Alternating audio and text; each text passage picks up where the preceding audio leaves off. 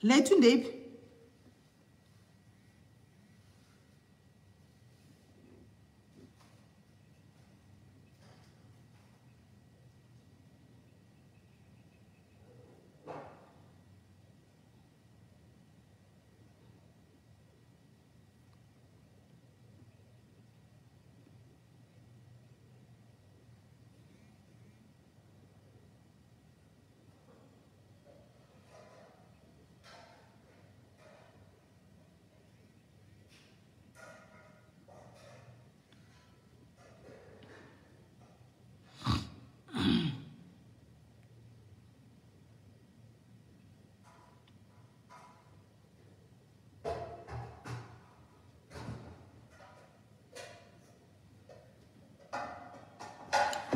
Right guys, time to take a moment, time to take a moment, time to take a moment, pane vanenge vada kuzofonerwa panapa. Time to take a moment, tiwane kufambidzana nekukurumidza.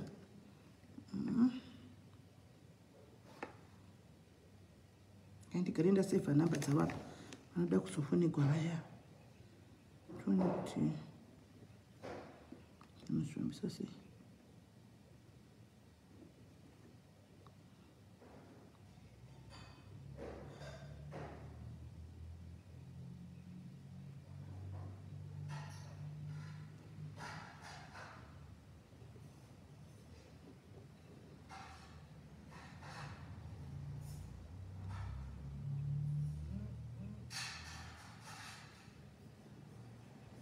Right guys, time chikurumidza, time chikurumidza, time chikurumidza. Ngodzibasa chete.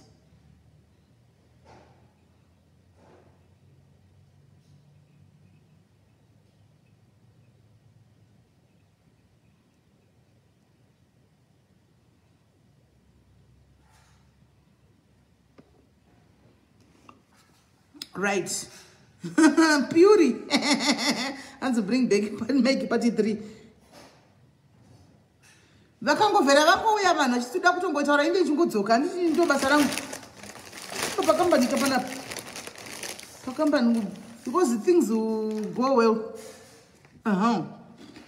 Right guys, ingodeidzai vamwe tifambe nekutumidza deidzai vamwe.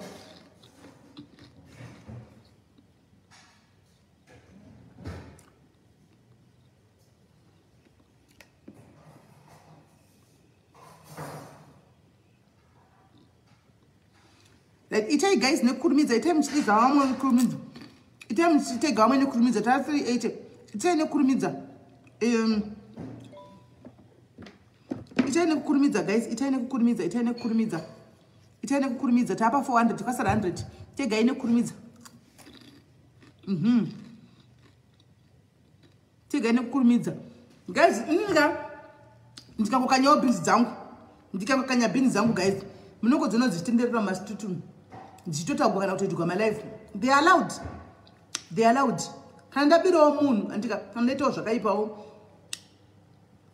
whether ndisina malive are still done handiti mapost are still done handiti but inini pana paka ndotouya nemunhu anenge achitaura nyaya yake ega akazvimiririra handiti hapana kuti hanzi hide me kuti ndiri kushandiswa inini ndopiwa nyaya inonzi taurai nezvenyaya yangu ina nditaure nyaya yasingazi ndotaura une nyaya yako right uya utaura nyaya yako wega handishandise kunzi ndamutoura nyaya yangu handiti saka square handiti masvona ndochada kungoita takutongoita square iwewe gotwera John kuda kuti zvarandiitwa namadhumbi uko madhumbi anopenga chete madhumbi kwai SIS MELLY vane fesi yakashinga andikaputika nokuseka unoziva madhumbi anopenga chete madhumbi but anyway nemusi Wednesday kwai nhasi hamusikwaneseri kwenyama aiwa nhasi handisikuoneseri kwenyama unoona nenyaya inoitika pakuwaneseri kwenyama dharizimuchika ukada kuitawo kuti rega nditewo tifambidzane mune zvakanaka vanotambira pamusoro penhon'ona yako apa. That's one thing for sure. Vana votambira apa pako apa vokuita kungosina brain kungosingafungi apa nongochitira kuti tiri kurespectana tiri kuita tichifamba zvakanaka then woona humwe hwana hwuya hotambira apa handizoti kana vachitaura zvamutaura pa tichinyarara nongafunga kuti kupusa here.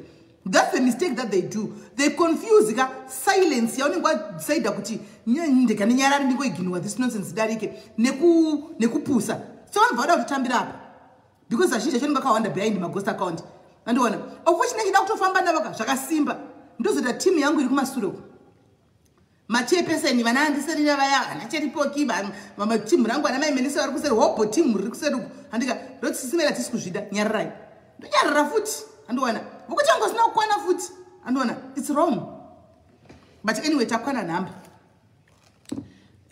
regai titopinda munyaya tikurumidze kutofamba nenyaya right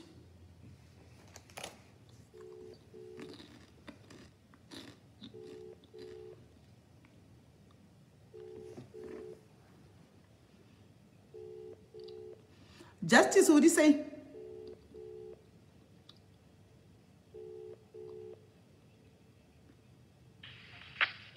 Hello. Hello, Anjadzi. Masquera say, sorry, ita kuno tsaiga. Kana Anjadzi, panachakaipa. Tadonoka because muskana angakakumbira okutanga live wacho andafunga kuti nini anozobvuma kuti tizoita sure kwenya kati aiwa ari kumanyira kuita maassignments ake. Saka zokuti ganditange naye. Right. Tababa mepo Anjadzi ndoda kuti mutsanangurirewo vanhu vari pano madiaries nyaya yenyu sekufamba kwayakaita matangiro ayo nepekugumira tisati tapinda mukuti tobatana namaya motsanangurawo kuti nyaya yakafamba sei. Nyaya yangu yakamira yakadai sisi. That was the Easter.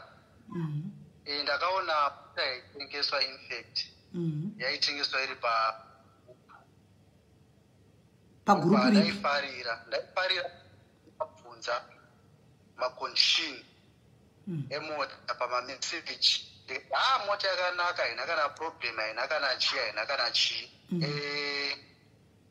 ndazovafonera rimwe zuva randaida kuinda that was before Easter ndokubva vapo vari out ndozoya after Easter varidzive mota after varidzive mota mota nasambo alright. Saka ndakazoenda after Easter.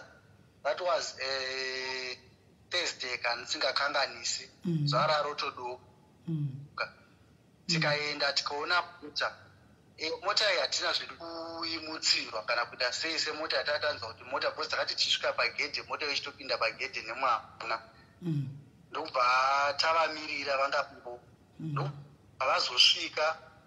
Kavabvunza mota iright here akati ndakana problem mota inotofamba ndakana dambudziko ndakana chii chinhu chete chine problem pamota mataya apera asi rimwe taya nyuwa nerimwe ndo rimwe singa vakati ndo chete maproblem ari pamotikari neso tikaona motikari mota tapumutsigwa ndobva tapindamba mota inzi 21,000 muri kuti mimi hamuna kumutsa hamuna kumboitesta mota iyi kana kumboivhurawo engine timuone okay zvese izvi tataudzwa kuti mota iri right sevanhu vokuti tatenda nevamwe baba vainamata navo vairatidza kuti vanovimba nawo navo achiti munhu ari right ndonamata naye munhu akanaka asingati munhu anotombobetsera vamwe vanhu saka haangangoiti utsotsi ndobva tapindamba tikavabhadhara tikatosaindira tikatonyorana contract tezitizi sezvo taiziva kuti mota yakanaka tabuda panze paya kuti tichitora mota yangamuki mota iri ngodzima ngodai mota iri ngodzima dei paripo pamakatitora mari yenyu bheki ipapo same time makachiti aiwa tangai magadzisa mota yenyu ifambe ndipe mari yangu bheki ipapo kutaura chokwadi hatina kuzvifunga tatiri vanhu vanga vari excited ndokubva vadana yauya makanika ya ndobva vambobuda nemota yese baba vachona nomwe mwana namakanika tatamira tangomira meyati tikudiscasa kuti toita sei atidata nefinal decision vaniperekedza kunoona mota ndokubva tadanzi indai kuna makanika munotestirwa mota makanika ndobva tanopinda makanika ndobva agopa mota akutona ndatoye mucape road ndobvunza kuti ko tiri kumboendei zvana makanika tiri kuperekedzai ndopa ndakati mungoriperekedza chirudzii nemotikari yakafa titakana dhiura tazosaindira nakepirika zvese zviriita mota zvicho zvatatapfumbira nazvo zvatatiziva saka ngatidzokere kumasure makanika ndana dziri kuperekedza hakuna kwatinotomboenda nemota ndopakati kachitsotsipa akasvika ndopakanosvika pacautex garage ngatimira ipapo apa hakuna kwatinoenda nemotikari kusvika taita another deal motikari yakafa. Ndokubva tafonera. Tavafonera chiti takudzoka kumba vakati ivo vatobva kumba vanga vachimhanyira kuCape Town. Vakati ivo vatobva kumba vatobva muroti kuuya. Tikati aurai takakumirai paCautex. Ndobva vasvika pagaraji paCautex. Tikati motikari yakafa. Ngatakuri mota yakafa. Kanzi mota akambori kanhu kadiki diki. Mwana ndiye achunamo. Anzi achuna rev counter. It's a small thing. Makanika anouya achigadzira mangwana. Ndoda kumboramba kati no mari yenyu handina kutombotakura, mari yenyu yasara kumba handina kutombotakura mari. Kana mota yaramba kufamba ndinoya ndichikupai mari yenyu. So pandina vakomana vakamira, vakomana vanogona kurobhiwa kana kuzopondwa bhozi vakamira pasi sefu. Havadzimai vangu vakatomboramba iti titinde tisina mari. Ndikatovanyengetedza ngati asi vari kumoti chinhu chidiki diki vadii kuti tingoenda kumbe zvino vakomana vacho naronzi vakamira vanogona kupondika tozoblemiwa pamwe mota zvaichi kanhu kadiki zvitwa makati kuti ndiri kuuya mangwana ndozogadzira mota musatomboenda ndiri kutosvika mangwana ten chako chako ndienda tosvika kuzogadzira mota ndinondirambi oti vanogadzira mota ndakumba makanika ndakadhiraivha mota tamupera tamboidhiraivha makanika ndobva atoramo ndobva asvika akanoipaka pamba hapana tamboibata ndobva yapaka. Makanika mangwana aenda kumuponda arangoti ndiri kuuya after hour kusvika zvaravira kuti nyahana kuuya. Ndaifarira kunge ndine kwandaienda kubasa ndauzoenda emakwenda ndakatomirira makanika iye zvikatotonasa kubasawo zvangwata izvo zvazvazvina mhosva ndakakanganisa pamwe ndakamira mangwana kuna akaita descending makanika asi kuti ndiri kuuya hana kwenda. Ndavakufonera vakanditi isiti kuno Cape Town takatorobhiwa tikatobigwa mari kuno Cape Town. Asi patinouya tinoisa mota ndobva tavamirira wamande ndobva vandifonera vakatadzoka kubva kuCape Town. Vakazoya Tuesday namakanika yerupamba. Makanika akaya akagadzira mota zvakagadzira pamota ndobva amutsa mota makanika ndobva dhiraivha mota ndobva siya mota kati mota iri right. Achibva makanika mangwana makuseni mota nokumuka ndopandakadzokera kanaiti iyi mota iri kutitambudza. Tikatoenda nemudzimai wangu tikanotaura navo nezvemotikari vakati titsvake mekanika vanomubhadhara kuti azogadzira motikari. Ndobva tatsvaka makanika auya aigadzira makanika aya ndobva atarisa motikari akati motikari ine maproblem akawanda ende maririro ari kuita mota injini inoko mota yakadzoserai motikari akati dzoserai enda nemotikari yaya pavari namutika wedu ndobva tasvika nemotikari pakati ivo mota vanoigadzira makanika uyo ari kutonyepa. Makanika wavo akatouya akapikisana makanika wedu akati inongori timing it's hours mahours haangoti timing dangotewa ndobva tavasira mota takasira mota iri Saturday.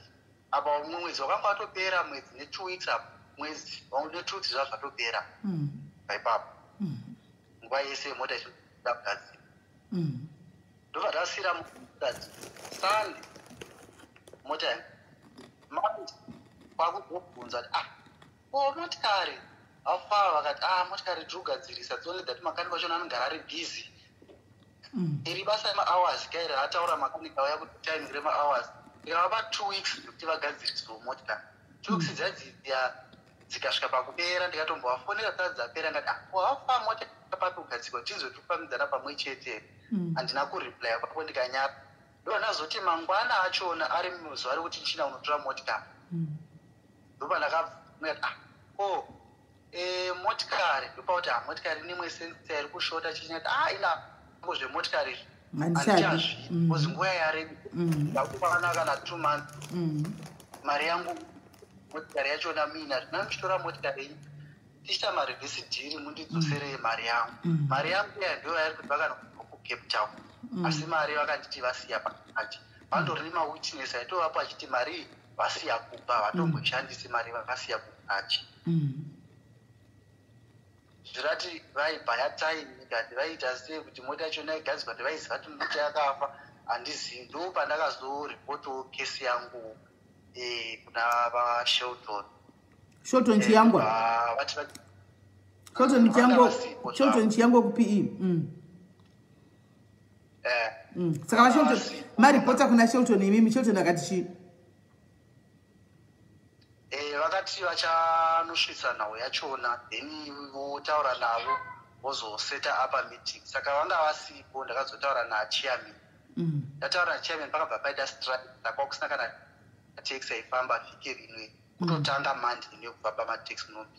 Saka zvikira kuti pese apa pakungakwanisi chero kurongeka meeting bosi chero ino so kumabasa tasatokwanisi kubuda.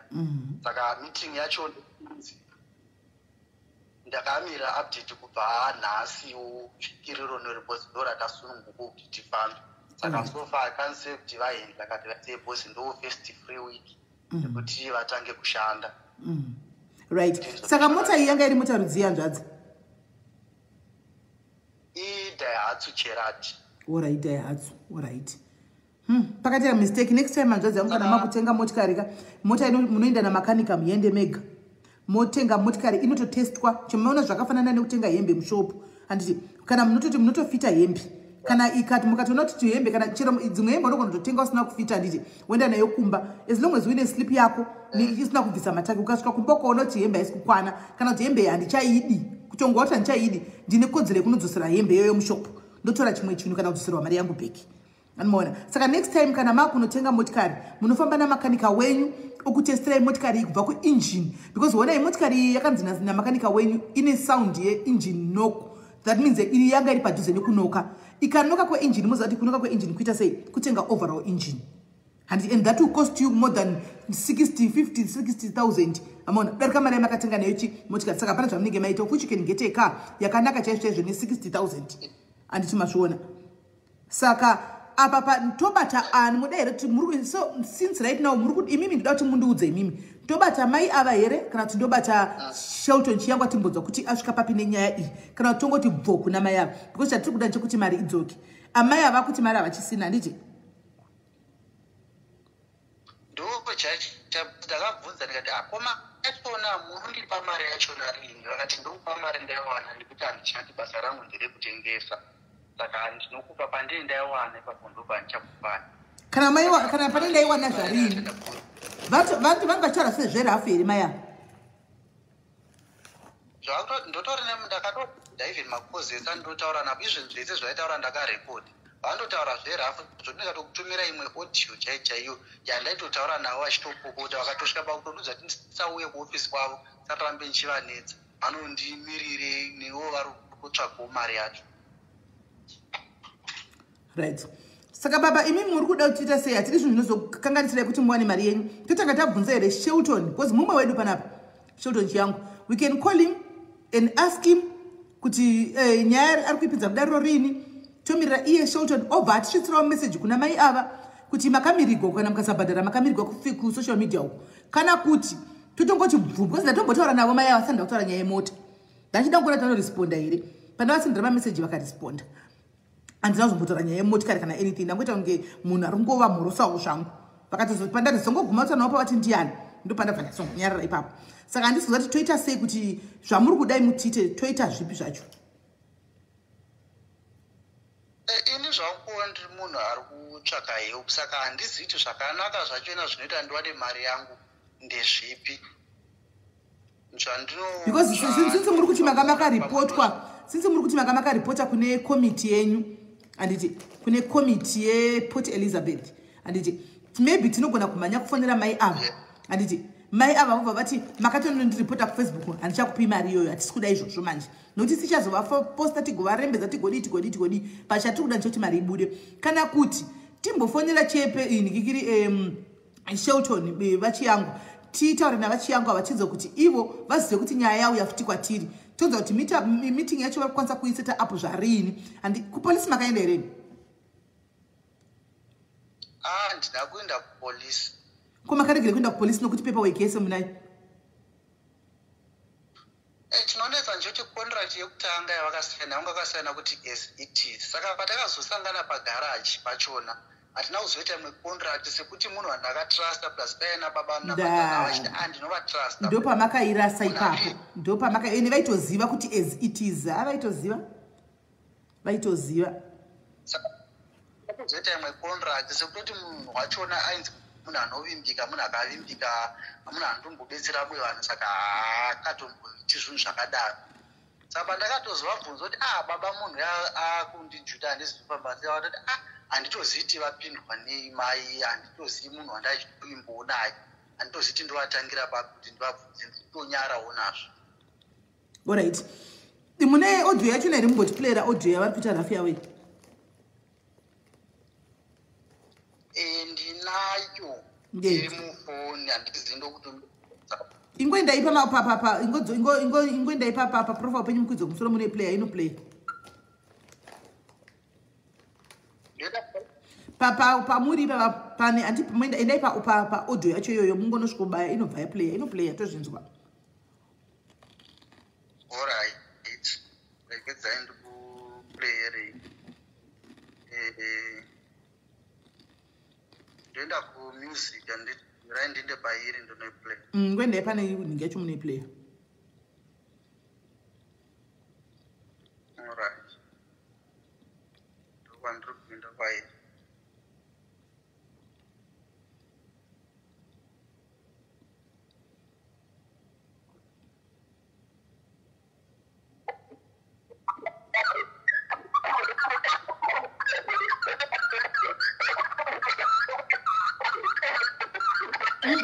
Regai henyu hatisi kunzwa. Regai iri kuita noise. Mufoni yemudzimai wenyu hamukwanisi kuitransfer muiplaya from foni yamedhe menyu. Mera ndona ndokwanisa kuvatumira. Kana vari padhuze ingoiforwardai kumufoni yamedhe menyu muiplaya kubva kuna medhe menyu.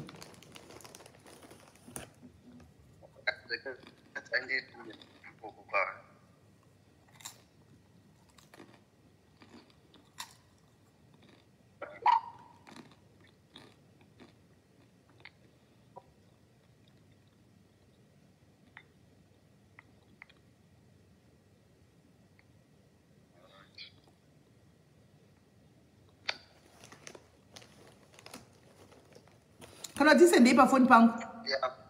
Maisa? Alright, ndoisenda pafoni penyu futi. Rai nditumire pafoni penyu. Alright.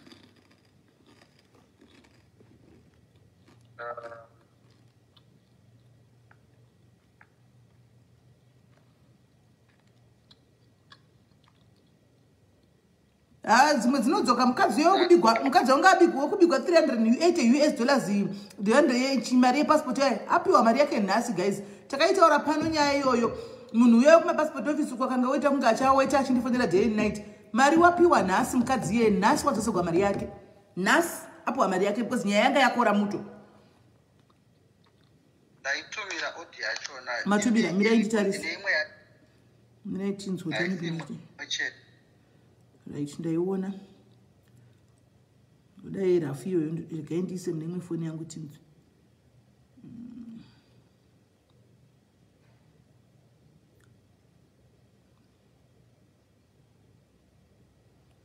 Right.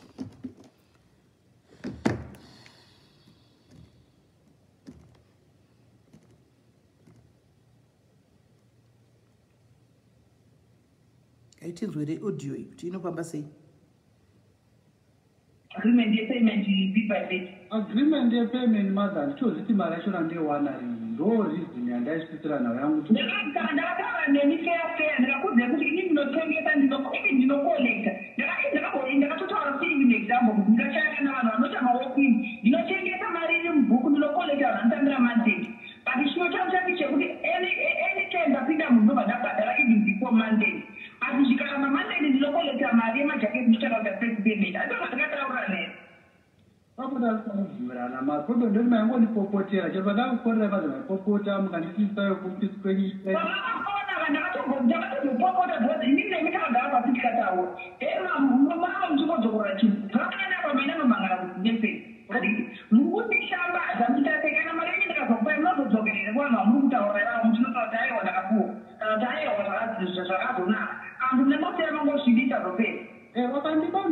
kuti mandipa mari yangu madam, no problem. Aiwa, but it doesn't work like that. But even though it's anachia kupita mona for hearing and it involve a board of directors. Or I think that city agreement yangu nimeweka tena na baba ila kati Bangalore. Don't you can be like hapo wana na hapa data nini? Shana ndio totaura ndio kutangira hapo kwa. Ingawa kude wa pleasure. Ndio akajeta ndio. Mukazimada tunambe mali yangu jina chanda hapo kimpema pesa mkaramba nao. Fine client ndio tenda. Tena zimete ni hapo ndio tongeza kuleta kipa nyembo kale. Yeye kana chakwenda kumatare ngoba dentro chimira mtongo manje. Agreement yangu ni ngakiba kanura. Akana kuto ngamafunga madza zvese zvamemafunga. Ino madza ndamangara nemake kuti i-desperation madza. Do not mari ndakaishanda almost a year. Then ndaishanda almost a year yongozi mari yako handisi ndokupa rini. Upenyu hwangu hwese hwabatiririka madza ndoda kwemariwo.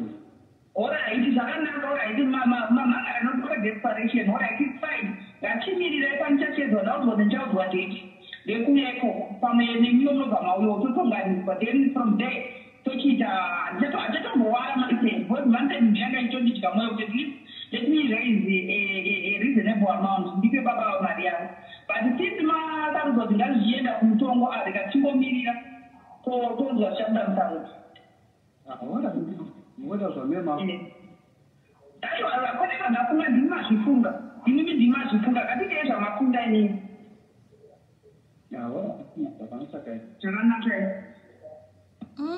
Guys, muri kunzwa mai ava matauro avari kuita. Mai vanodherera ava ndatova shungu. Ndatova shungu dzamai ava ndatovafira shungu ava. Muri kunzwa matauro avari kuita mai ava. And the brother vedu ava is very very gentle guys. Kune vanhu vari soft naturally paupenyu and he is one of them. Saka mai ava is taking advantage. Naye hanzvadzi mudzimedhe menyu aripi? Varipo zvava kana kutaura chachaka havachatogona. Havagoniwo futi zvava simunhu wedhudhu futi. Kutochema chaiko kwavari kutoita kana kuti vakurisei mukana kuti vakutaure because taura chokwadi mari takaishanda zvinorwadza handidi kunera. Yeah. Right, I think guys, this is what I'm going to do. Let me start by calling the committee yacho. Andika iri kudhererwa kudai. Ndoda kunzwa kuti ivo andika how powerful they are ku Port Elizabeth ikoko. Andika kana tanzwa how powerful they are tikanzwa kuti vari weak. Andika then we take it upon ourselves to fonera mai ava. Tona tosana navo kupa ndisati sikuda kujobhadhaisa kesi yanzvadzi. Tiri kuda kuti vawane mari yavo back. So I think by calling Shelton uyu tokunzwa kuti iye anoti chii panyaya live iye nemari iyi ifoni yenyu yakuita noise ndoti tomunzwa kuti anoti kudi Shelton panyaya dzakadai kuti nyaya dzakadai so vanodzitora kusvikira papi. Then we can start from there. So hanzvadzi ndokupurawo kudropai moenda mucomment section ndimbofonera chiyango.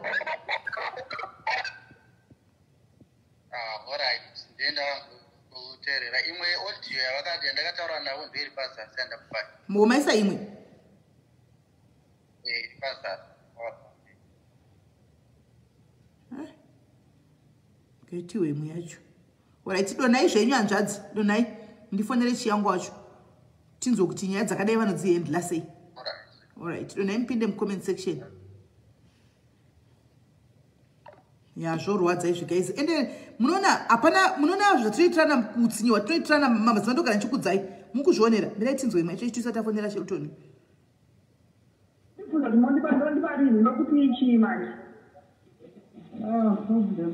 madza ndinonda nditoro stress nditoluzofokas ndoita sei mari handina zvinhu. But we talk about it kaloko musira uya ndikata meeting netikawirirana zvatikawirirana. But the people coming back to me with the same question. Yeah, madam, I'm trying to focus, but the problem is no contact a contract and what could they the manager contract the man no run. Can no here. Mamma, what I take it on a what Mamma coordinator. as it is. Takatengesana as it is. I understand you like sema reverse racho. And sasa kwa mara nyingi ndakakuja kuti ndipenda kuti motandengese mota mari mreka wanu kana mari mapesa. Saka ine zvinhu ndinoshanda ndichitengesa ndipiwe salary nemurungu. Yokuti munondibvunza kuti munondipa rini. Ina ndiziye kuti ndinowana rini. Handina data kuti ndinocontact ndichatambire. We talk about it immediately. Ndikafaya nguva ndakagara muofisi ndikataura nema. Mungangoti anytime pamunoda nemuchingodinga kuofisi anytime. We spoke about it and we agreed. Let's do what we agreed. If chineka moya motora mota God kana zeta kutoneka mutana kwacho. Kana sinofamba bamufona nitora mari yotona nemota ndishakunetsika. Zviri kwamuri izvozvo zviri kwamuri. I don't put words into my mouth. Zviri kwamuri. We agreed what we agreed musiyawe. You go there, you contact whoever you contact, you come back, you ask me the same thing. Office character meeting. You can't just come anytime you go coffee going. Takataura tikapedzerana. Ndikubata mari yenyu. Even matenda akaita mboshika kuti ndikorete vanhu vakakorete. Matondibvunza kuti ara kuti saka ndichatora rini. Olopeta kuti ndinongofona kuti ndibabata pamwe. Kakunesa mazade mangu stika today kuti makasiya mari kumba maybe takade tisina kusvika that situation yati. Mate that we can't talk about that because zvakaita kuti mari achabasisini. Kana mabude makadai so azvichatomudetsere. We spoke about it inini nemi muramba muchingodzoka kutaura nyaya wani. Hatina solution ka hatinenge tina solution. Solution ndakakubvunza ndikati what is your pleasure? Inomuka kuite zvokuita sei ndaida kunzwa by your own mouth. Mukataura nega ndikakuti saka zvoitwa tese zvisina mari yakaungana mukataura nega mondipa muchena chani ndikakuti achitero kuti titengese even bhaya angatoripa tora mota makanika yeyo takatapa motikari yeyo ndaida kutenga mota yeyo mukarambira mapepa ndochindira sei mapepa ina handina mari ndokwanisa kugadzira mamwe mapepa because disati department yangu but handina mari yekugadzira mapepa wayo nditongomirira imimi kana tapedzerana ndozotora mota nemapepa ndomupa makanika ndakamuudza kuti nyambedzerana nemunhu kana ndienda kudzerana naye moto yenyu motikari because hauzoti problem is not a big problem. Panopa mapepa mangwana. Inini ndatiteka tikawirirana mususu. Zvinhu zvakapite but I don't want back and forth. Iwe zvinokanipa mapepa makutanga kuti mangwana sara mangwana ndipa office penyu mota yacho yabhadharwa here. Mangwana ndipa office penyu. Let's agree one thing is towirirana one thing. Problem yamuri kuita ndekuti muri kunononzwa zvamunononzwa uko zvizingabetsere. Inini ndopedza ndotongokuudza ndichite zvamukuda kuita. Well, that's here. Whatever you agree, you go there, you come back with another story. You can't just budge in to office anytime you want. And he says, "What about my shit?" And he put a number of office in us. You tell a number of shanda, Friday, a number of shanda. There's a message on the WhatsApp. Yeah, but he's still a Mugo, and young, then I want to run in the cooler. Kuberite takataurira ndiri bhizi kunganda mari ine chuchu so yangu ikwana 85,000 ndobhadha totobhadhara ndinokwana 5,000 ndobhadhara handisi naku agreed ndikunganda mamata ndatatombokwanda ndinochikorekesa vanhu mati ini ndinotomusamatombomubhadhara jaketa makatoona ndinochomirira kuti vanhu vandibhadhare mantend ndibhadharwe ndodai izvezvo hapanaka na 1 week tabva kutaura tese madzoka futi. Iti pamwe zvevhiki rimwe rwechokutaura kwe makati munhu akatongouya nemari izvo zvindobva ndadzoka sandosaka ndakandira kuita contract. Ndizvozvo kuti munhu akangouya ndinobhadhara kana pasina munhu akabhadhara. It's not like it's a matter every week every day ndotowana ndakakudza kuti we wake up go to work.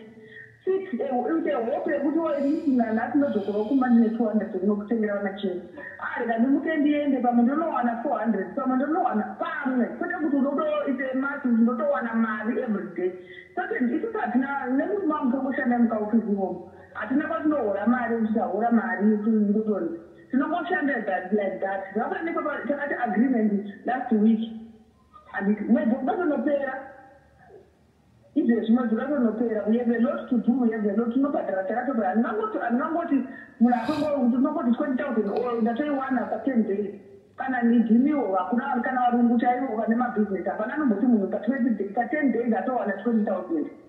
Haina asina hangu kuti ndipe 20,000 pa 10 days but at least iwo ndizive kuti ndiye negara ndoti mari yangu ndowanisa ukatosvika pakati ndenda nemari yangu ndikwanisa kuindira mberi nelife yangu ndochete zvandanga ndichingoti.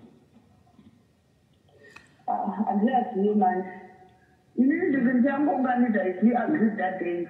First, pamusateta first payment, tonyorana pasi. Ndozvandava kudoti as soon as first payment yapo, then you come, pamunozvitora mari togadzira contract. Kwazvo kuti munongoti kana mangoti ndikuuya, zvinoita kutondistressa all the time here. Inini mazikumba handizongotishi. But anyways, like what we agreed, we're going to do what we agreed. Kana mari yapo 5,000 first payment, ndokuudza kuti unyari. Motora mari, kana kuti monipa account number, whatever, ndokupai. Moto chamuitengesa tapedzana neni. Ndokutaura kwamakaita tengesai mapepa acho. Nabasa. Tozotengesa kana tapedza. Ndida mapepa nandikugire mapepa acho nemotikari zvachona kuti zvifambi because muno ndakatomira like tangu handitozivi kana kufokasa chete kundotokoniwa ndombotira chero kugara zvacho kana kurara chakumazi handitora nditopati ndotone mari yandisingazivi ndewana kana neni handitomborarawo futi nditofunga kuti zoma ndicheta sei ini nemi takatofanana ndisingadotitondirwarisawo saka ndikamukwana 5,000 chakudza imarazotora then tonyorana contract yacho yamuda kunyora gare makacontract ndozongoya nayo handisingazivi kuti tinozvipedza kupera rini saka ndotwati kuti razvasingazivi tinopera rini mari yacho nondibhadhara handizive nini handiti ndimuda kunyora contract mongonyora chero zvamune mangonyora ini ndindakangonyora wani contract pasi unongonyora zvamune mangonyora pamukufunga kuti zvinoita zvacho handizimai neaidhiri kunyora imwe contract ini yandakanyora imwe iripo saka zvakamanchi taibri chaikanzura saka mimauya neaidhiri kunyora imwe contract you can draft in your own words what you want to draft or zvikuru zvamukuudzwa nevari kukuita ine vakudze zvekunyora then motongoya nayo ndichakuudza ikana yakwana 5 more hapana zvandamboudzwa nemunhu madza kuti ndingati ndine munhu achikuudza ndikuzese ndichidaro ini nemi takagara pasi tikataura face to face maenda uko mamunondiusaino messages different thing madingotaura ipapo kana zviri kubvu zviri zvoni zvodipa mvunga meni madingondiudza kuwacho kuti madii makutoenda uko makuzodzoka muti zvakati makutodzoka moti kuti zvakati what will you just tell me that day ndinodinesa izvozvo takataura madza kuti makazobuda muchimhanya-mhanya saka zvizhinji ndangozvibudawo neno ndikaendawo tikazopedza kutaura pafoni mune kwamaimhanyira alright ndichangokufonere kana first payment yaita moya kutora moya necontract yacho kuna mwana nemukoni tv vana utona tv utori mumba izvezvi ndakatogara ndakatogara ndachira ikoko poza ndinzwa musha guys saka munondiziva kuti tina vanhu hatina vanhu vekupe panapa hatina vanhu vekupe vanogona kusota mai ava zvakanaka vakomana ende zvakaoma amen mirai tichatogona kuvafonera mai vacho mirai timbotandanzwa komiti hatidi kuoverride handiti kune komiti iriko let's not override komiti yacho iyoyo zvozonzi komiti yozoramba kubatsira chitina kuti makambodai he is one of us children but let's start by komiti kwacho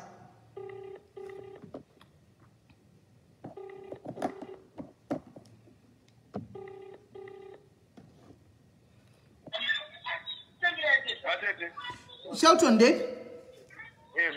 Mushe shamwari ndadzoka futi nhasi. Right. Pane kesi yakaripotwa kwauri iwewe yemotikari nevamwe hanzvadzi kwenyu ikoko. Haufayu nekesi yacho. Tiri palive.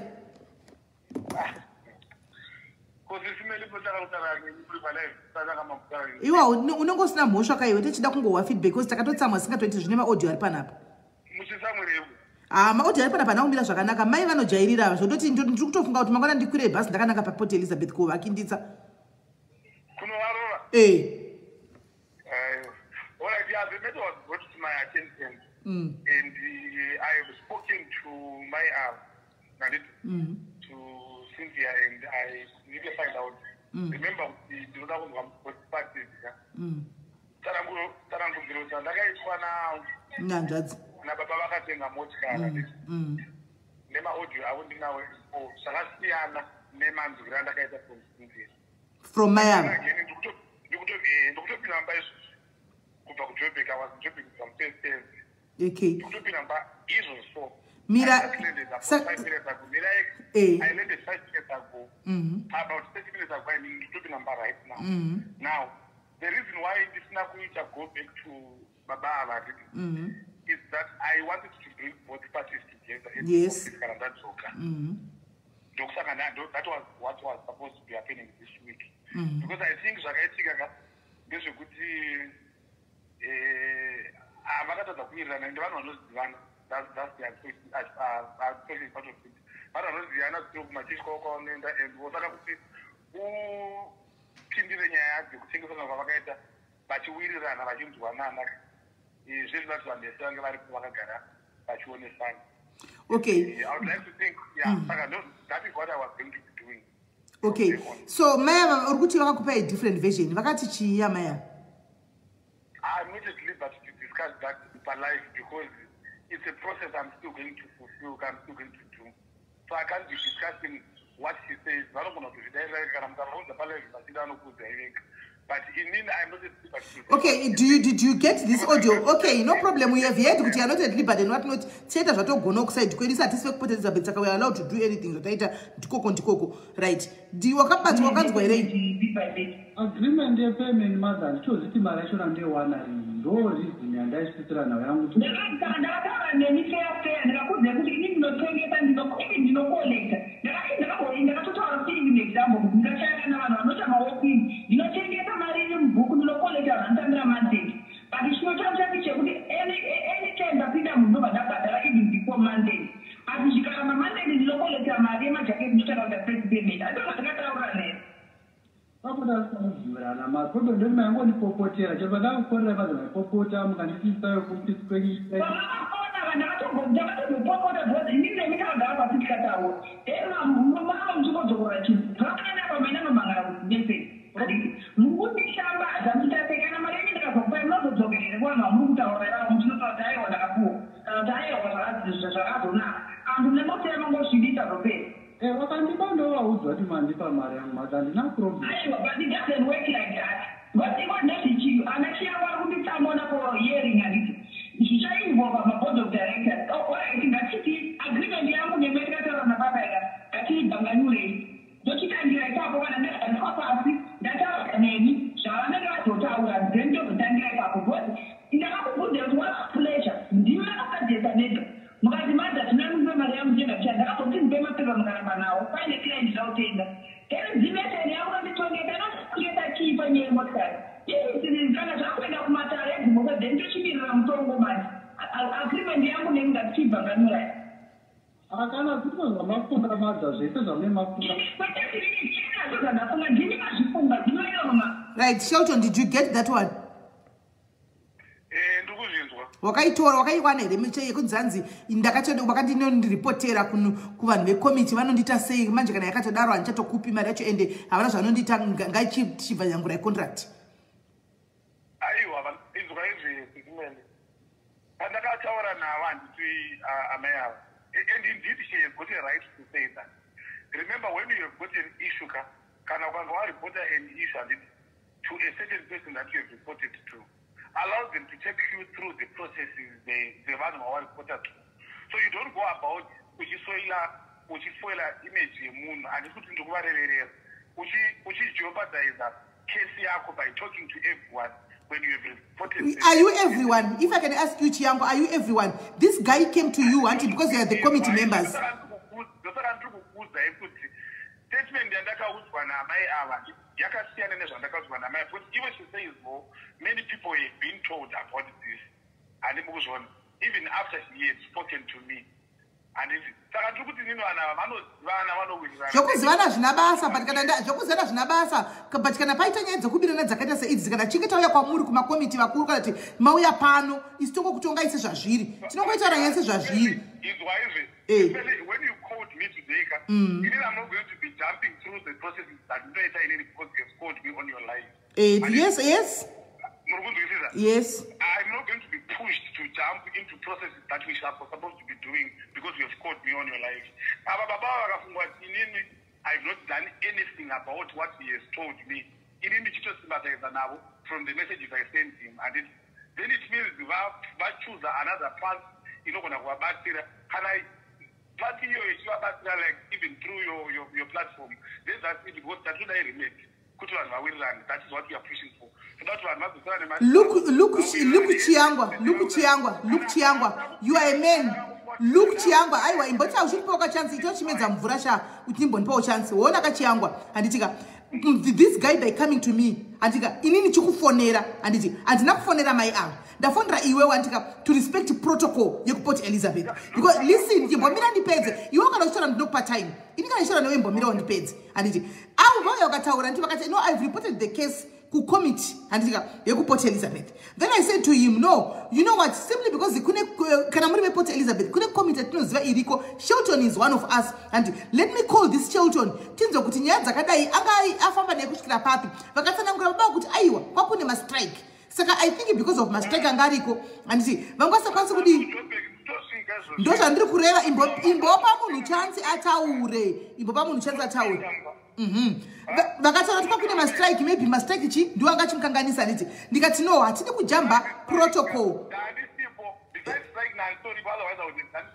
ndozvatiri kutaura exactly we are agreeing there saka where is the handisi kuti musadza nyimi munozitonga sechikutoni iwowo imofa kupa mwanhu chance vataure kana uchitaura handitoona iwo wataura chega ndikupedzisire baba vandikavati okay kana ina Chiangwa mukati makaripota kuna Chiangwa chirega indinzwe Chiangwa kuti sezvo muti strike yapera nhasi nyaya yakadai anozoibata zvarini because already mai vari kuti vari kupopota kuti ndakatodedzwa kukomiti havasi kutaura kana vateerera audio iyi. I want you to be fair Shelton. Mai ava vari kuti andi makanandishambadza kukomiti havana kutaura sare umwe munhu. That means it defense yavo my ava, but I'm not telling you what to do or what to think. In case kana both parties is. And my ava audio ya is why when I called Jega, that I said to go ahead and that I would want you to come to the office, but I will tell you to Moya ring. And it was one Jabu side, never take a pass to tower which was moving around. And I'm also going to call Munu aka refer this baba we church kwa maya wavana yana nai. Yes. I don't think I connected these people. Yes. Remember the objective of the organization is not only put you on tika na vadzokera na mari ka zvaita zvanda vochipa vatoita masoni in enemy. We also want to seek peace and it kuti kana vakanga vanhu vataurira ndizvo zvapera because inini what was going to happen Mika was to create a platform of vanhu vese varipo pandakazwa vision yau yakasiyana neyakatarwa nauyu kana vavapovefanza mavision avo. But I want you to did I put Shelton, I think then Andrew kept on committee and you guys was going to have the voice of the voiceless. I want you to tell me the truth, my brother. Let's look at characters here and judging for I don't know these two parties. I've only heard this brother. That's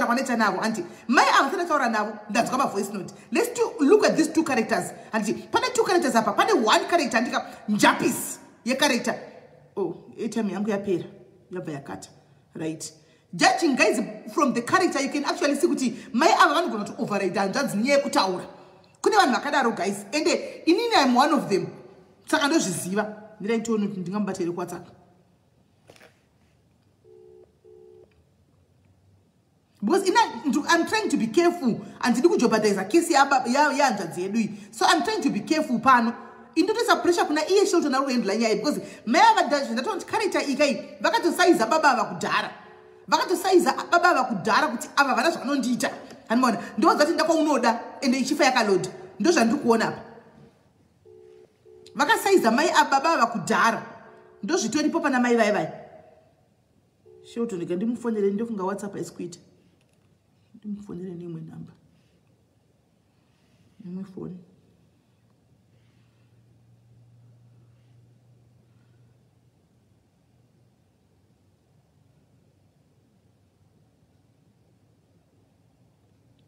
maya vanosvika vanonopindugura nyaya yako zvokuti andiselina imbomirai andiselina chimbomirai andiselina chimbomirai. Hello, sorry, airtime yangu yapera mune phone saka ndashandisa imwe phone. Muda ndikufonere. Ndifonere, ningwagona. Phone. Apana pisa brother vano override kwani kutaura. Kune character ya mai vava yaka, character ya ikangosvika kangonomira mukoti ne softness na brother vaka. kubuda nokuda diva vanogona kutaurisa kudarika hanzvadzi avo ndozvitoripo saka ini ndoda kutionesa Shilton kuti afona pana some number already. Hello. Hello then. Right. Unoona zvana ndichitaura hanzvadzi ndezvekudai so uri kuona pama alright. I'm coming my dear.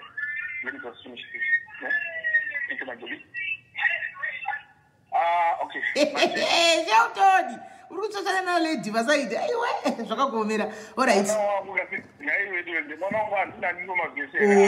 Alright. Hana ndoti munda ndandoda kutokuwanzira kuti asi murodhima vari kuita zvekutamba-tamba. Alright. Ande kunyaya. Aiwa ndikutobuda mulounge vakagara vanhu downstairs kuti alright. Wona ka Shilton ndoda kuonesa. Pane tumai ava ndivasivi asi ndataura navo budhi ava ndivasivi ndataura navo pafoni handiti just from explaining kwanzvadzi ava nemaaudio avandikandira mai ava you can actually see kuti these are two different characters. Mai ava vanogona kuti override hanzvadzi uyu nekutaura vakatobuda d because she can talk ende vachagona kutwistira inyaya yaka mukatoibhiliva because vanotaurisa. Uri kuona zvakafanana neni Shilton ukanopinda neni mukoti ndokusiya iwe mukoti ini ndikutokuudza ini nditozviziva ndikaenda newo kukoti ndiri wrong ndokusiyamo iwe nichibuda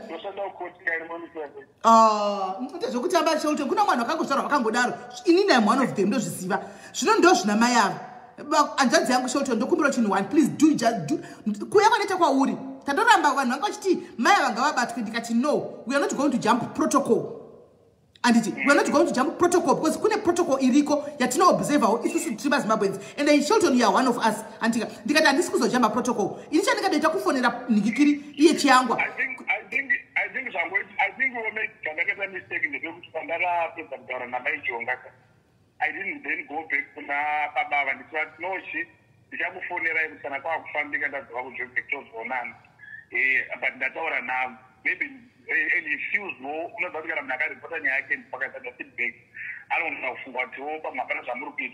So I think understand that I am for the niche to outside the working for. No. Children, get me right. And that's I've never said any of those things. I've not about no. That reason I just understand him. And that's Ava is desperate. I'm coming again. And that's Ava is desperate. And because even them cards listen, even them cards vakaita 21 year full vachitira kusevhawo mari handiona chimajina iwe ushaya nemukadzi wamunenge uchidyika nelaptop kana kuti nemavheji muchitira kusevha vari kuti mutenge chimotikari maybe chimotikari chakuspindirai mari then mari iyo yongotorwa nemumwe munhu handiona zvongovharana zvikadaro handi because ukatasa mamwe maaudios amai avo handika vakabvuma kuti denga pasina contract yekuti vangavabvumirana kuti vakabvumirana zvekutengesera moti yakafa mai avo hapana paizombobvuma kuti ndokupai mari yenyu back sema audio mamwe atinawo vakatara kuti alright no problem handipo iko zvino ndabuda mari iyi ndakuishandisa ndaisiya kumba kana tadzoka toenda kupai mari yenyu back ora kana vati makuda mari yenyu back kana pane contract ndikutengesera iri footstool handiona inotengeswa iri footstool hapana kudzokera kumasure handizvona but iye kutobvuma kwavakaita kuti aiwa ndikutaura mupa maaudio ini ndiri kubhesa nemaaudio I'm basing nemaaudio ekutaura kwangu achita mai avo because if we are going to do that inquiry please do justice by this brother. This brother is so stressed right now. Zvokuti vanogona kutokudonera vachifamba kunzati kwaita mari because kumba nemudzimai chekwa kusina mira zvakanaka because mudzimai aita naro kuti ngatitore mari tidzokere nemari hanzvadzi vakatrasta munhu wakaenda naye varipo panapa varipo pano kana vakateerera vaudzei kuti I am back. I will deal with their issue. Total Slochic apart. Garage organization now. Kuti Slochic apart. There's a problem. Yes, we acknowledge, but apparently we got our which appear as one Nakabirwa. That's not one of the Russian. It's not one of Greenstone, but can I make sure by tomorrow before I leave for Greenstone for 2 days and then this is.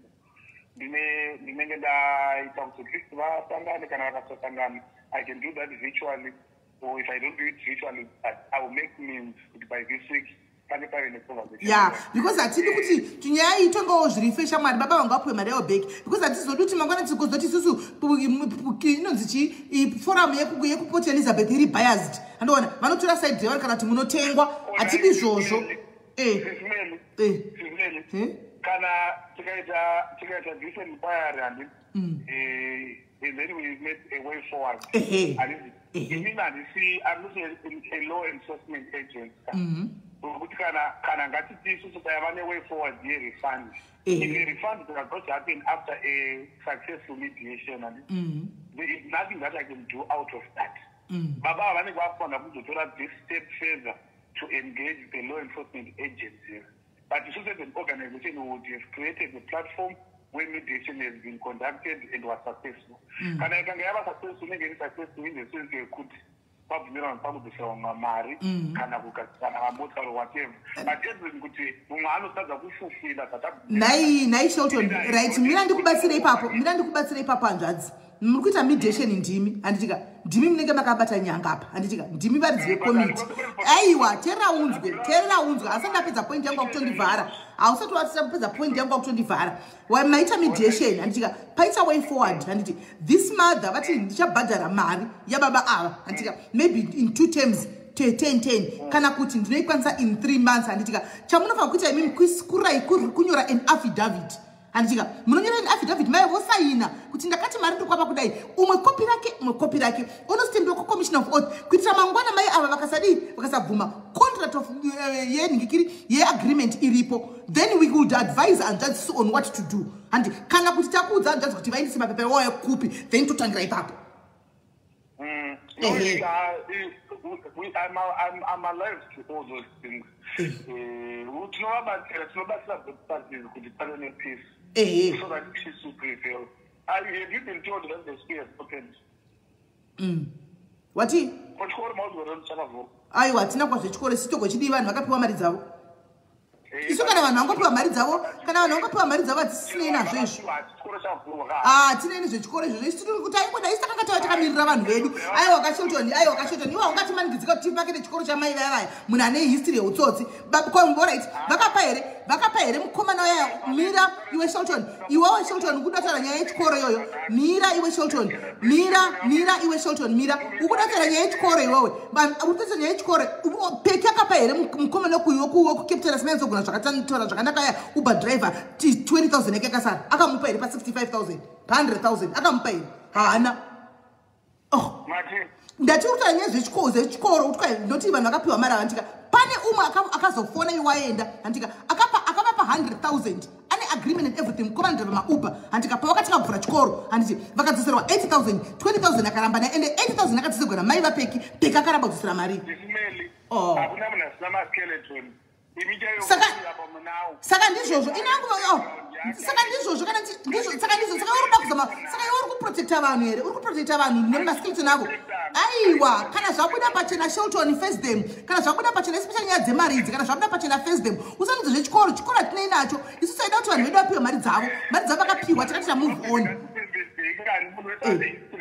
hatina basa nehistory hakuna sina history but iwo ndiwatakautaura nyaya dzechikoro usatudze zvechikoro because hatinei nechikoro satinisi vana vechikoro ichocho hatinei nechikoro ichocho isusu vanhu vedu vakapiwa mari yavo period ndozvataingoda iwo wakatengwa iwewe Shelton wakadya mari yamai chete iwewe wakadya mari yapeki iwewe umera uya wakadya iwe shuwa wakadya mamiriro aunoita nemukadzi waya kana kuti pane zviri kuitika behind kumabackground uku mamiriro auda kuita kuti makita chikoro ichi kumira usatimanikidze kuti isusu usatimanikidze kuti isusu tibvumirane namai zvechikoro chavo madhiu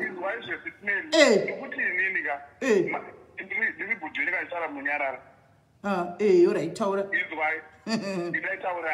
taurai ndikuti SIS handiti nyaya yechikoro yakataurwa ndisem madhayaris handiti haisiri yatafambira pano nyaya yechikoro ini madhayaris ndakavaudza kuti vanhu vedu infact ndakuvaudza vakatonyora mapost ndikakanda post kuti mari vapiwa iyo yechikoro hatidi kuihwa hatinei nayo koko mheno chikoro mheno koko ndakavapa feedback madhayaris ndakavapa feedback iwe Shelton nyaya yakauya pano yanga isiri nyaya yekuti chikoro hachivhukwi nyaya yanga isiri nyaya yekuti chikoro hachivhukwi yanga iri nyaya yekuti vanhu vaida mari dzavo back of which vakapiwa saka totaurira nyaya yekuvhukwa chikoro haisiyo tanga tanhingirira titaura nenyaya yechikoro panapa kuvaudzirei kuti zvadii iwe shamwari honaka inini kana peki umera kazoya kwandiri mangwana chini ndikuda kuadvertise chikoro changu ndomubhadharisa endorsement ndochiadvertise haikona kuti unoya kuzoadvertise chikoro chapeki panapapa inini ndaida mari yemamembers edofu chakapiwa mari yavo square ukazodzoka mangwana iwe ukazodzoka mangwana uchiti SIS MELLY hanzvadzi yangu advertise chikoro ichi ndoti ukati chikoro ukati nditi advertise ka mari yako mberi munhu shure ndo advertise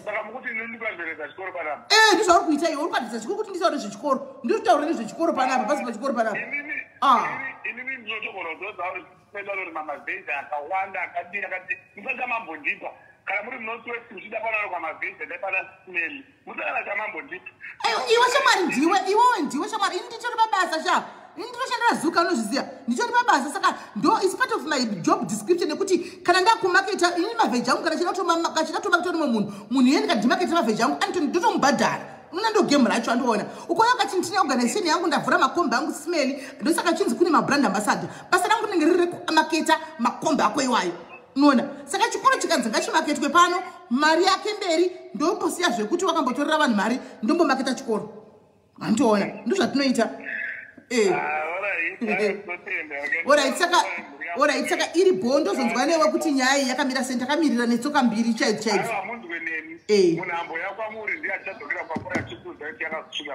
Aiwa, ini ndine right kai kuita follow up just because you unomirira committee koko ini ndinomirirawo Facebook. Aiwa, ndokufonera ndiri ndoga. Wozondudza ndopa feedback. Morosa madiaries. Makadiko madiaries. Ukaverenga makomenzi ndopa uchafenda. Ndati ukaverenga makomenzi zopinda mukomenzi ndopa uchafenda ipapo. SIS MELLY.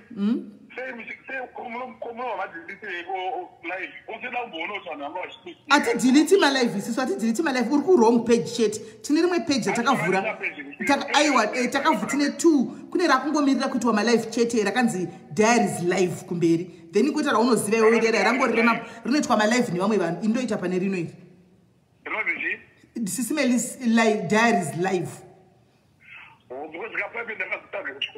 Why waitsvaka ku wrong page unotsvaga iro rakanzi SIS MELLY diaries live madiaries kana vakanga vataura zvavanotaura isivanhunoshanda nevanhu vanobvumidzwa this is the court of public opinion, so they are allowed to say what they want. We have availed ourselves the humanitarian workers. Humanitarian workers are not super people or super human beings. Tinotadza pane patinogonawo nepatinotadzawo kana tikatadzawo toda kuridza mhando toda kutukwa kana tingatagona toda kupendedzwawo. So handina kana problem na anyone of the diaries anogona kutaura zvataura. I accept all that because in any case we have availed ourselves to work with the people, and it comes with the package of working with the people.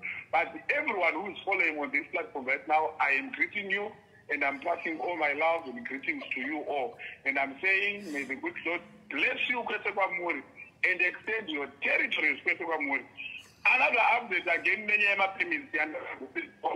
How does the advert? I want to marry actually advert. I want my permits to go to the Nyara in Spelly, Usani Gizar, to my permits to go to the one. Madame, I did my permits to put Banam. And you should have kind of endorsement. You have done my permits. I want to know what I think of my face. What would they? Hear me. What would they? Manu, it's like ZEP. NEPA ZEP change, right? And we have ZEP, right? It is now almost confirmed that the payments are going to be extended. It's not that the Home Affairs is working on the process at which this is going to be done, looking at the issues surrounding COVID and I didn't want to run out kind of president variant and all. So they are now working on the modalities of how this is going to be done, right? And then they have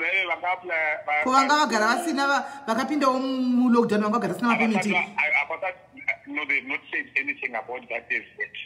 But the presentations were made by our Minister of Home Affairs to the South African government about that issue, as well as my organizations, my Zins, Arimon South Africa, about that issue. It has been presented, and it has been presented even in Parliament as well. So, but that hasn't been said is that. Remember, even my extensions, the asylum, I started about my new applications as well. So people need to just be patient. The adults who don't extend the asylum is section 24. I'm my refugee status. Anyway, you asylum, you are able to know South Africa, and I'm going to go to Garamuna, Jose. No one is one of the children who know PE. The fake is good. No PE, don't eat. No PE, I'm going to How long was quoting Dream? No quoting Dream, no quoting Dream, second that is open to talk was a can be Islam. No, they encourage about many people. We always encourage them. And I think that conversations that Gavasa give us 4 near about what they got from the courses, give us information.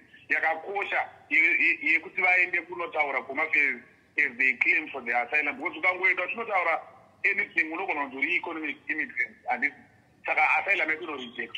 Second, asylum, Panapa, Udzavana, one from Okindanechi. This is the tower. This is a mistake. It's a apply asylum. Banon Taroti, the Ratis and Dara, Kauti, the Ratis of Mabas, Pandaka, as it always was. What was she called Sakabasa, Unoka, who never choose you are an economic immigrant. Sakon of Santa Penny, and it cannot apply for asylum. Madare is going to if you are applying for asylum, you take up a regulation from 1 January 2020. You know, Timun, I know Fandwa could declare their intention to apply for asylum at a port of entry, either by border, transfer airport, and it is to South Africa side. Saga, whether on a passport or not, you're not going to go to a port of entry by but was not in some passport. You will watch a guy. Immigration officer ripa kana tanenga supervisor pakuti inini ndiri kutiza kunyika kwandiri saka ndina kusikopuwa I'm seeking for asylum and this chero une passport chero usina at that port of entry the new regulation says unofana ngo reaching uri pa port of entry so kunofana kudikera pa port of entry pa port of entry kabe vanobva makupa and this is important for people who are still in Zimbabwe and are intending to come to South Africa to seek asylum. And in purpose of entry, they are about to begin to tower petition of Banana Dam. Bano, Terraka, Nichirunga, Bumi to the Tipivan Tower. Remember, Manano, Tizaka, put it home in order to Zakat. Those musicians of the Muslim. One of us can write up the Muslim power of Sakaos wanted to find out Zakat. Not allowed no more in Marcella. Saka, Kanawa, Sikapegawa, we are good or another or must power for both away and up airport. I have to music. Kurandis no cheer.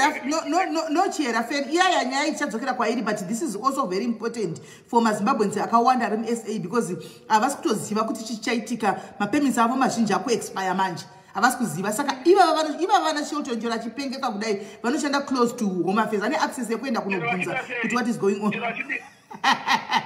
Chichaura.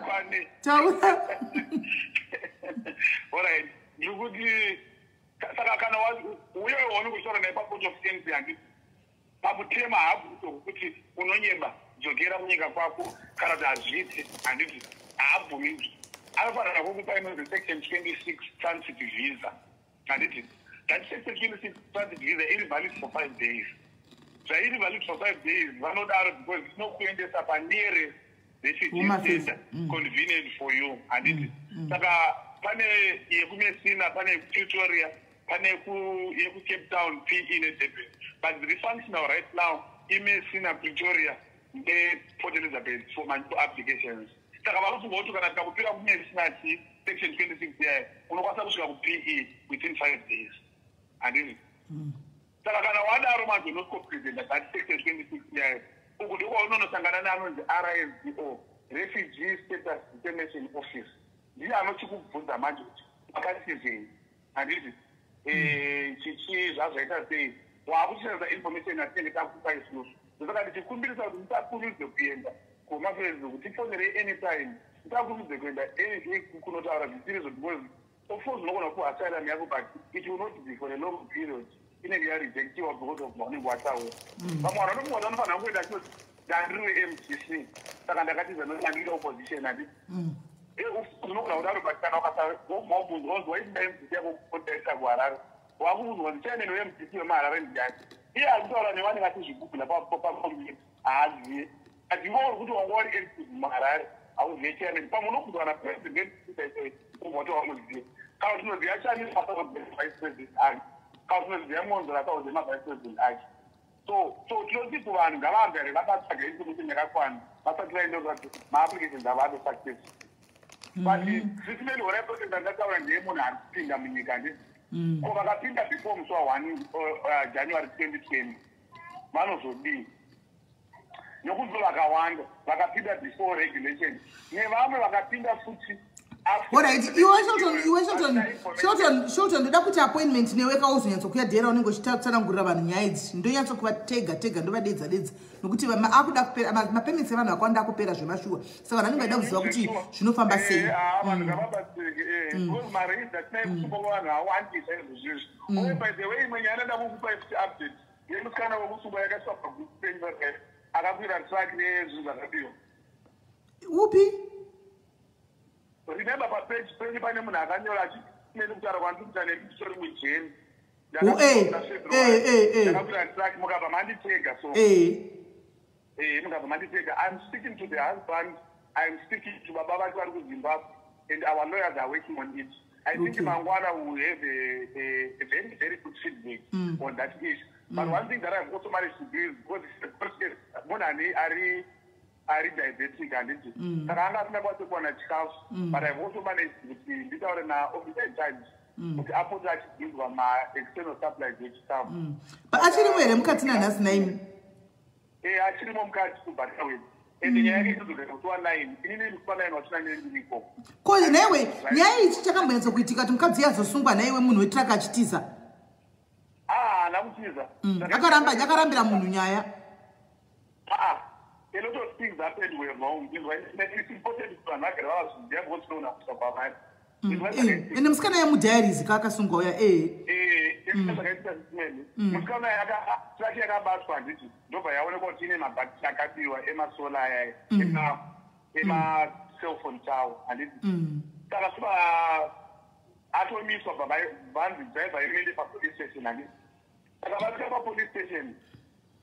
I got driver with Saka to go down. I will pass in immunity, the immunity is alright. So, I was better like and it is Papa usual. I would have to end a lot of battles, not almost to get to. If I have a passion, put some more room like that.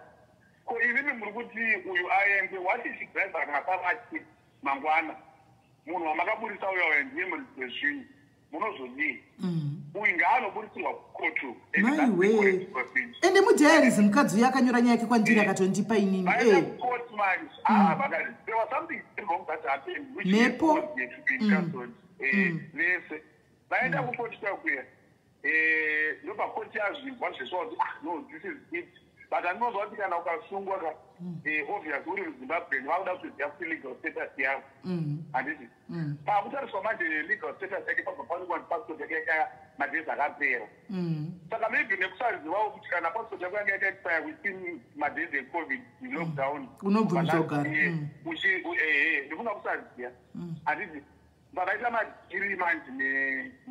nempusaita nyaya anditi vakaita nempusaita nyaya vakatora passport yake yamba yapuwa murume wacho ndobva yaendeswa kubhodha payanotipa anditi passport yadhindwa yaguka ine 60 days koti kadaiwa haisi problem chidhindo tachiona passport yake yavavalid but uye kuti chidhindo ndechechokwadi here homafesipa yakauya manje ndobva yakabva yachize chidhindo chachivherifya ndechechokwadi but process yakashandiswa iri wrong because munhu haadhindisirwe passport asipo munhu anodhindisa passport yake pachezvake saka that process yavakaita iyoyo is what is caused the whole thing to be complicated and waakupa manje court suspicion manje kuti uri kutoraya kuti saka azome zvaunozive maererano nezvenyaya iyi aniwaona saka ndosati akanyimwa bheo But we are reopening the case and do another bail application through our lawyers. And possibly I'm also going to be there with our lawyers to ensure that we make a new application. We might not have Uswana, but Uswana next time we will not for bail application. All right. Thank you very much, children. So I can just the appointment. Ne wakada tu zoyan ninya ye ningi zvakanaka naka. All right. Ora bosha also toda usunza uzuri positive shamari kana wapedza kutigadzira nyaya yanzvadzi yedu. All right, sharp. Right. Segaiti days hanzvadzi yedu tidzose hanzvadzi yedu panapa. Guys, zvimwe zvinenge zvichingori mai vapindura vati yes, ndiri free to chat. Mai ndakavafonera mukona guys nyaya iri panapa iri trick ndakafonera mai ava tikagara tabvorongaka yozoenda kumangwana vanosvika vochinja siti ndangwarisa mai avoti ndakatofonerwa nevanhu nyaya yakasvika kuFacebook dhara saka mari handichaburitse mukuona pandiri kutya muri kuona pandiri kuzesa saka ndachida kupa ava benefit of the doubt guys aminoti ndiri wrong here I don't know kuti ndiri wrong here anzi ndipewo namba yaShelton ndandichiona kuti tikatanga nekuti timhanyire kuti tikandeka tinogona kujopadaiza kesi yabhuta hamuzvioni. Angelina tinotodzidawo nyaya tinodzidawo kana chida kuwa zvakafamba sei musikana yemudhairi dzakavharirwa guys mozviziva nyaya ndakaiposta panapa ndaipiwa ewe nyaya yemota varipo ava vana kwavanoenda varipo tinototaura navo hanzvadzi right ameno anzi nyaya yenyu yenhikikiri yemukadzi uyu ichapinda mangwana muchadedzwa mangwana mese tataura naye todi tombomira here kuti tinzo kuti outcome yakamira sei ikoko because chandiri kuregera kuti ndifonere mai ava right now vari kutaura neni but ndiri kutya kuti mai ava chandati unhu hwavo hwandaona ka munhu wekuti havadi munhu akaita semi vanokukurirai pakutaura ndopavanogona kuina napo saka since vari kutoti hanzi mukona kuti vakachinja statement kuna Shelton kuna Chiangoni vakachinja statement imimi mukutaura nyaya yenyu ivi vari kutaura zvimwe zvisingaenderana kuti hanzi vaizviziva kuti mota yakafa andi muri kuona plus hanzi mavashambadza poti Elizabeth yese anti muri kuona andina munhu wandakashambadzira munhu wandakangoudza Shelton saka ndopandiri kuti ndika kuti ndikatenga kuti vafonereko zvino ka mai avaka mangwana muchinosvika kumiting yamuri kudedzwa vanosvika voti vakati ndakatofonerwa nevanhu nezuro nevamwe mai vachitaura saka nyaya yekuti saFacebook saka mari yacho ngachinopiwa ikoko anti muna toda kuzofamba navo kana tanza kuti outcome zati yakamira sei kana vakati ivo foni yenyu iri kuita noise handisi pane mefoni here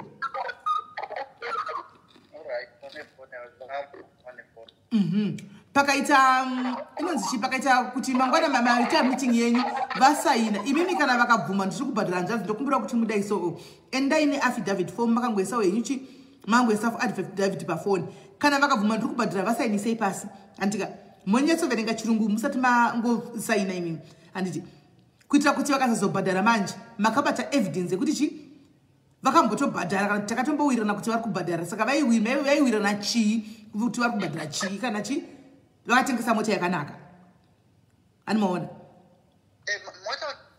message kuti mota yakanaka ndinawo plus mawitness aripo futi musoti akatenga nokona kuti 5 akanga achivanzwa achitaura nowavo muromo zvese zvadai kunzi ewa apa ndikuitira kuti kana kuchinge vasvika pakuti vakuchinja statement sekuti munhu akangwarisa anti maona saka imimi chimango chichirega tirege kwafonera zvanhasi mangwana hanzi muri kuchadamwa mese damwai kana mainda motaura navo mozondifonerawo inini munudza kuti kwanzi kudii handiti asi ndaine fomu rekuti pasainiswa nepasi garai makanotora fomu renyu mangwana moenda naro vakati moti no problem teta asha navo mother ngatisainira nei pasi kuti mari yangu munondipa handitika 2 times 10 handitika votaura kuti vanokupai yekutanga rini kana vazokupai kana vasina kupai manje imi makabata proof maita takuchitanga kugwa navo manje makabata bebi ravanenge vachikonfirma tichi mari yenyu vakati vanokupai takunesana navo manje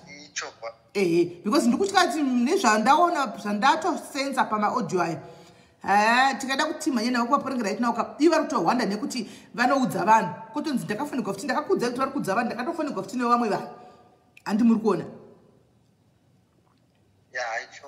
saka tombomira takadaro imimi mangwana modi moenda kuna mai ava kwacho kwamuchadedzwa moenda munodi munotaura munonzwa kuti zvinonzi kudi totangira ipapo. choba tismell ndotenda nebetsero yenyu. Alright, mozotiudza kuti zviri kunzi kudi.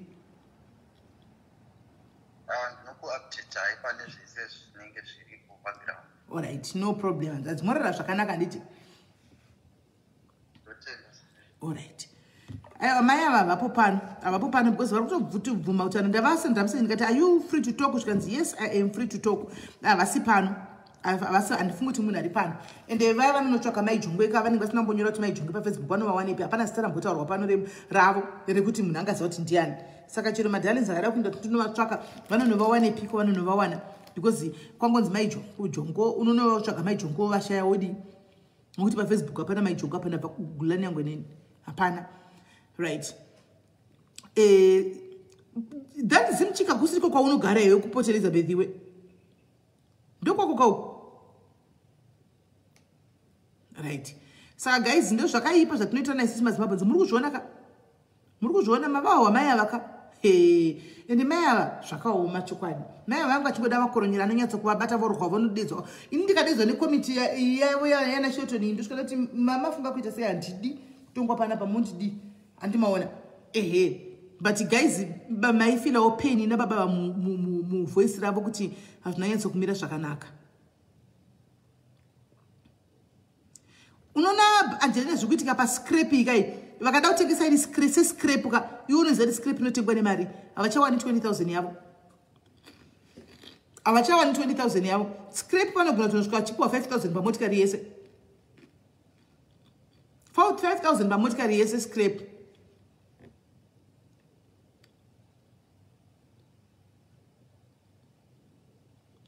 Hansi tavaona kare wawaonepi pasikali yaunonyeba iwe wawaona kupi kwawaona. Avapo tataya kutsvaga paFacebook apa inda vashaya wawaonepi. Tinazve kunyeba. Right guys. Saka ndonyaya yatanga tinayo.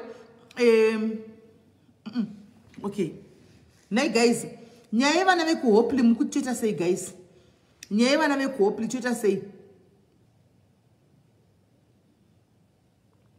Hanzi chikora hakuna SIS MELLY. Haiwa chikora hakuna kana tozviziva ine madzake shoto nonoda kuti believe that timakete chikoro chemameno koko. Chikoro chechi anoti kwa ichiriko hakuna chikoro. Nemi nyaya yevana vekuhopli guys teta sei.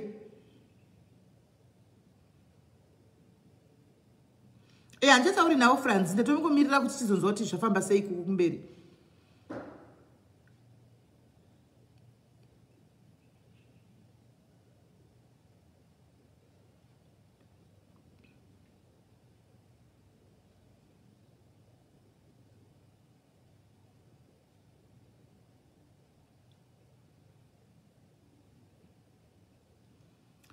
Guys, nyaya yekuhopli tozoitaura rimwe zita.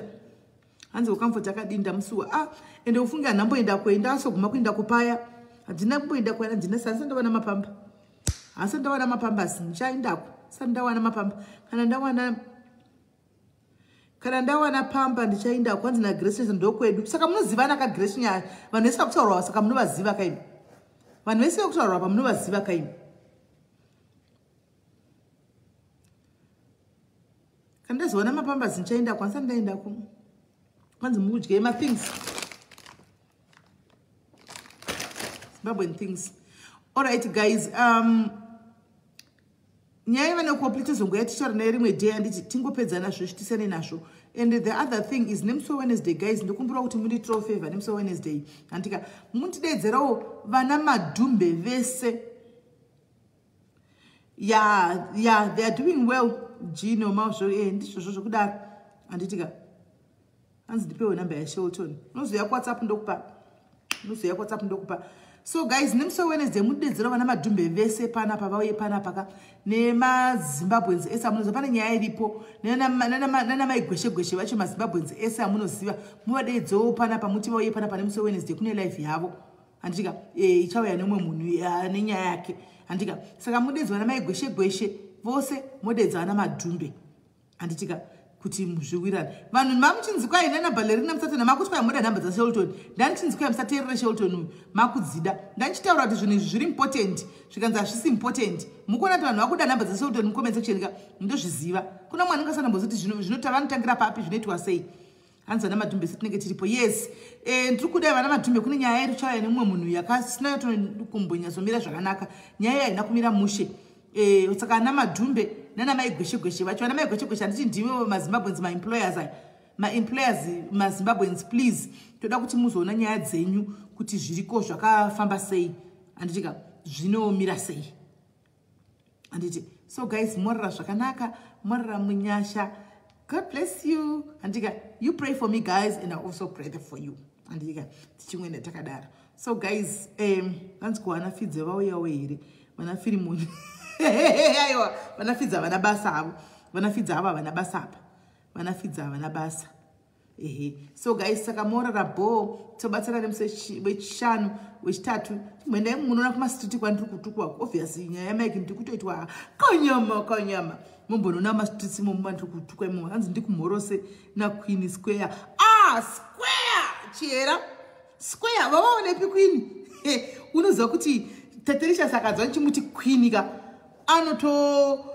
uzati kubva kudhara ndakamurambira kati ndandifita kuti Queen andimbofita kuita Queen chero zvikaita seteteresha tina Queen hausi Queen wangu asi ndakahobvuma kuti ndi Queen cheusi ndeipi ndakazobvuma kuti ndi Queen guys ndakazona kuti uya asi okuita mako Queen aindi Queen ndaikati aitokudza kuti aikudza teteresha kuti mele abvuma kuti ndiri Queen ndairamba ndemzati aiwa Queen 1 hausi Queen iwe ndakamurambira nguva yakareba takatukana takaitana malive ndikamborinzi ndiripe mombe 5 paya tikazonokumbira regerero ndikaregerekwa ndaona kuti mombe hapana dzinobuda guys takakwirira tikadii andimaona achingoti ndachiti Queen handiti Queen maya Queen izvo handiti ndakaramba asi ndakazona vakomana munhu nechipo chake nechipo chake you can't take that away from him or her haungatori chipo chake vakomana munhu nechipo chake nechipo chake teteresha uchida usingadi unongopesura tongomuteerera chete unozongobhuwa teteresha chinhu wacho kungoti bloka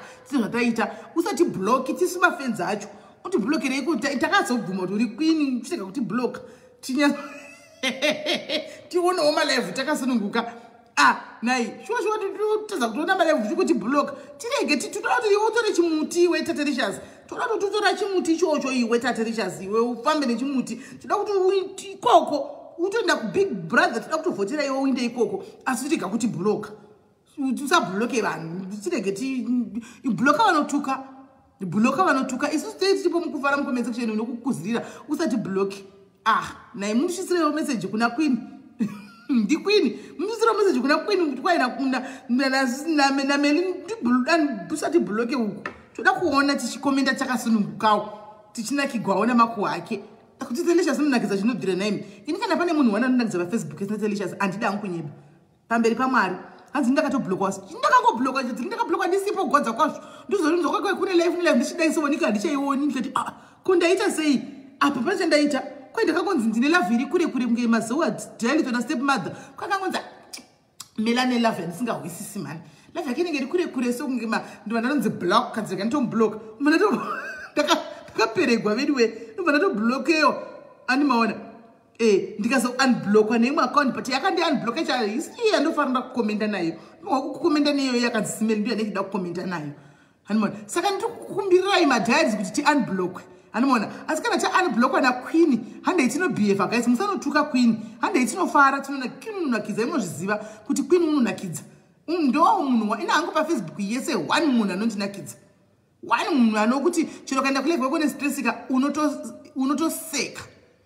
unotoseka chero ndikaenda ndine stress yakaita seika uko ndinongosekwa chete hanzi second account yakablockwa futi haina kublockwa second account but haingondinakidzi kukomendesa nayo ufunge ndoda kukomenda neyandajaira iyoyi handitunoona ina kukomenda neyandajaira paentertainment akeka zvimwe zvinhu tingataura guys but paentertainment fair ka paentertainment ka aiwa ari pamberi isusu zvinenge zvava kumunhu kuti uzive kuti apa pari kubikwa beans here kana kuti hapasi kubikwa beans because Queen vanombofuraya vanombobika kenduru hanomaona vanombosona mabhodhoro saka yoga semunhu unofanira kuzongochisefa woga kuti nhasi guwa riri kubuda ndiri kumabhodhoro here kana kuti ndiri unenge uchingozoona woga asi tichingotoendateniwa handiti shuwa munhu akadaroka kutoshayiwa tomoti akati tichimbomisirawo mapaypal handimaona iwo maranzi waya chingosira mapaypal kuti nokuti tinomboti endatena zvishuwa chakanaka hatisikuda hanzi saka simeli mune ghost handina ghostin ndine 2 maaccounts anozikanwa tanyi ndine 2 account yangu yakanzi simeli neaccount yangu yakanzi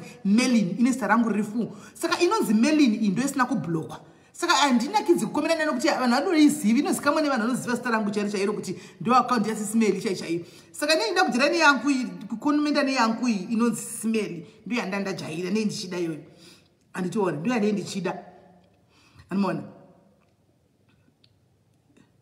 handizivi aiwa kugona nogona zvake paentertainment tinganyepa tingadi hakuna munhu anoendatana natate pafacebook vanhu vangazama vakatrai vakaita sei vakadii paentertainment yako chauka tata nechimuti inangu handina godo handina angu jealous handachi ndotaura zvinhu zvandinoonawo kwandinoona ini zvandoona inini ane hake patozonoti apa ari kuenda kumaextremes uku ndofunga nyanya kuenda kuri deep hazvisiri izvo izvideya hazvizonyanyi kuita but entertainment chaichaiyo hanzi mina uyangihlula loyo queen anosumudza kana 7k anosumudza viewers because ane ma-international anosumudza 7k anosimudza because unoona dzimwe nyika chero dzikapindura kuzoonawo hadzo munhu achitamba achidininika tinenge chingonakigwa handiti maona ini hangu pafair sofa mukati entertainment gai ndichakukumbirirai kuna queen ndataura kuti muri queen chindiri andiblokerewo vanhu vari pano queen ndavhuma kuti muri queen takatoti one day tiri pano takablokwa queen chiti unblokai takandokupai list queen moti unbloka tabvuma muri queen chiti unblokai ende munotigonera zvisingaiti totoita stress kana kuti kuda tichanzibvisai ma5 ti unblock hatizi patina ndikabvisai 5 pounds because ndakukanganisa ndakangonzi love yangu iri kure semazuva stepmother asi handakukanganisa saka ndakutuka munhu saka ndobloke gweya hamuna ndikabvisai 5 pounds asi takaita 9k musi unoyu sure queen haiwa queen ndinobvuma kana haiwa titerechas ndinobvuma because entertainment chete zvinhu zvake zvanotaura ushati zviri kubuda pai entertainment anogona unomona indakatoona hangu titelechas asi sokusora uchitsamwira kana kuti kudichira kauya akati meli hure maure imeli hule ihure meli uyani mamuzabeli ndezvokungosekerera uchiinda because ndo zvinenge zvatopinda musoro make panguva iyoyo anenge utaura kutoita entertainment newe ipapo hanomona asi tombori kutsamwira vanhu ndotsamwira telechas kutopedza time chaiko chaiko asi munhu kutsamwira waya ndozvongoseka muchiinda mberi makadaro anomaona so guys ndozvada tichingoti chidii chitaura mumwe wedu queen vedu takabva naye kure queen vaya takatomboumburudzana mumwe wangu queen muya wedu we queen takabva kure asikana takamboumburudzana chaizvo maiziva hondo yangu naqueen ani vakazenge vakunditengera vanhu asi queen wo kuti vazenge vanditengera vanhu kuti ndibesere kutuka meli asi zvakaoma vedu we kukura kwakanaka but anyway queen mune chimuti so guys answer to me she's not entertaining so I don't watch her okay maitambo anozati maijabo anozati vanhu vanongofarira zvinhu zvakasiyana-siyana zvaunenge uchizofarira wasisiwe basi nehangu sofa ndakatarisa pavanhu vese anenge aripoka entertainer kwandiri she entertains even hazvidi kungoti uise zvinhu zvanotaura mumusoro chete usazvisa mumusoro chingotora kuti entertainment then you awite stress chete anditiona chete usazvitore kuti ingozvitora kuti mheno zvichidarika ndezvokungonakirwa panguva iyo zvichidarika haumbofa wakaita stress hanzi wallace akati 300 wallace anenge akataura rubbish regai abhadhari 300 wallace akataura zvinoisa hatina kutaura anything saka tofanirwa kuti tiunblockiwe tiwane kunobombonoka chiri koko asi kwaqueen ndiko kutamba wakachenjera because unogona kungofuma mangwana uri pastikeni utodziza zvokukomenta unogona kungofuma uriwe next pastikeni but aiwa chandakaona one day achabati vanhu vasina basa vanhu vasina basa sisi kudai hatipi hambopimbirire anoda akuenda kumusoro kumalevhuzi ekumusoro kokoko ndokwakubata mazano kumalevhuzi ekumusoro kokoko ndokwakubata queen abata vanhu vakaita sesu asina basa kudai isati abasa kaisa abata vanhu vakaita sesu anobata kumusoro kokoko ndokwanosvikira ikoko queen ikokoko ndokwaanoda kuenda ikoko saka polato So guys, tosangana nemusi wechitatu. Musakangana kudedzana madhumbe, musakangana kudedza vana maigweshe gweshe. Tosangana panapa nechitatu. Anichika, God bless you.